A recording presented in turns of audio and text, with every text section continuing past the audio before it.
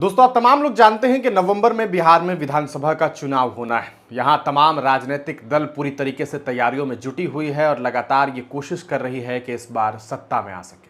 लेकिन सवाल ये नहीं है कि सत्ता में कौन आएगा, क्योंकि ये तय तो सीधे तौर पर बिहार की जनता करेगी। लेकिन आज बात करेंगे कि आखिरकार बिहार में विपक्ष कितनी मजबूती के साथ मुद्दों को उठा पा रही है। बात उस राष्ट्रीय पार्टी की जिसने इस देश में कई बार सत्ता हासिल की। क्या बिहार में इस बार वो कामयाबी के शिखर को पार कर सकेगी?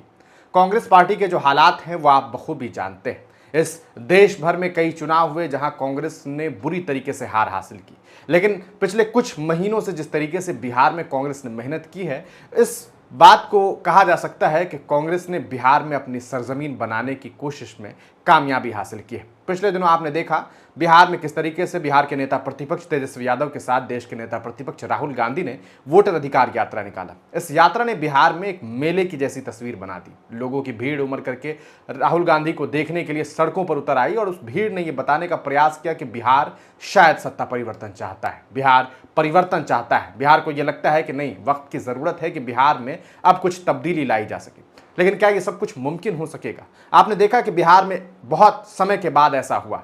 ये समय कोई आम समय नहीं, बल्कि आज़ादी के बाद पहली बार बिहार में CWC की बैठक की गई। आप जानते हैं, पटना में पहली बार आज़ादी के बाद CWC, जो कि कांग्रेस वर्किंग कमेटी की बैठक है, वो की गई। इस बैठक ने ये मैसेज दिया कि बिहार को अब कांग्रेस कहीं ना कहीं एक केंद्र बनाने का प्रयास कर रही है कि पूरे देश में राजनीति बिहार से की जा सके। यह अलग बात है कि बिहार की राजनीति में कांग्रेस नहीं है। कांग्रेस कहीं से भी बिहार में उस मजबूत स्थिति में नहीं है जिस स्थिति में उसे होनी चाहिए। लेकिन जिस मेहनत और लगन के साथ कांग्रेस बिहार में मेहनत करने का प्रयास कर रही है और जिस मेहनत के साथ इसने इस स्टेट को केंद्र बनाने का प्रयास किया है, ये बताता है कि आने वाले दिनों में बिहार को राजनीतिक केंद्र बना करके कांग्रेस बिहार से पूरे देश में राजनीति करना चाहती है।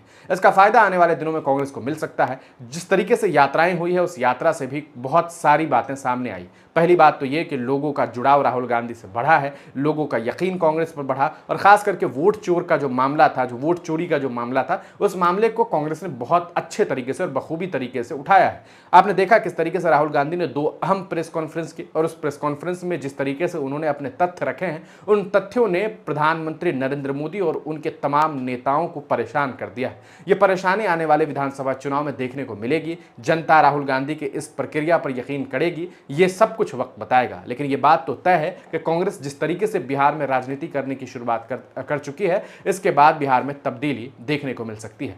कांग्रेस इस बार सत्ता में कहां होगी, कहां नहीं होगी, ये सब कुछ जनता चुनेगी। लेकिन ये बात लगभग तय है कि कांग्रेस इस बार महागठबंधन में एक अहम भूमिका निभा सकती है। आप क्या सोचते हैं? कमेंट सेक्शन में अपनी राय जरूर लिखिए।